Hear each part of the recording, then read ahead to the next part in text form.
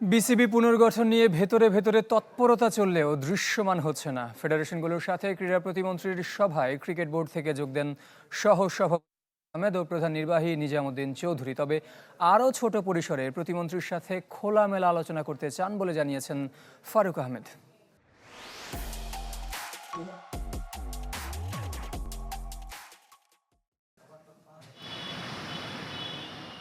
চারদিকে পরিবর্তনের হাওয়া। ক্রিকেট বোর্ডে কি হতে পারে তা নিয়েও আগ্রহ কম নয়।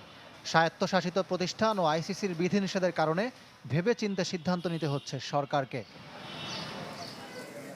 সোমবার ক্রীড়া প্রতিমন্ত্রীর সাথে ফেডারেশনগুলোর সভায় ক্রিকেট বোর্ড থেকে অংশ নেন সহসভাপতি ফারুক আহমেদ ও প্রধান নির্বাহী নিজামুদ্দিন চৌধুরী। নতুন প্রতিমন্ত্রী আমিনুল হককে ফুলেল শুভেচ্ছা জানান তারা।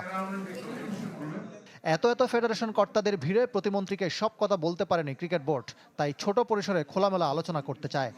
বলেছি আমি যে আমাদের যেই কর্মপরিকল্পনা আছে ওনার সাথে যদি একসাথে অ্যালাইন হয় তাহলে আমাদের জন্য সুবিধা।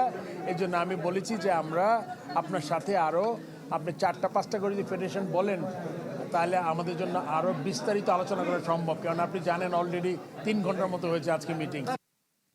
যদিও ভেতরে ভেতরে বিসিবি পুনর্গঠন নিয়ে চলছে নানা তৎপরতা।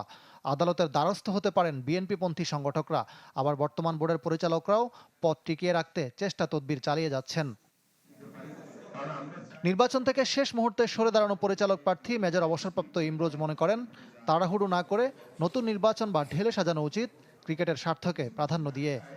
সরকার সুন্দর পদক্ষেপ করে একটা সুন্দর নির্বাচনের ব্যবস্থা করেন সময় মতন, এটা ওনাদের ব্যাপার।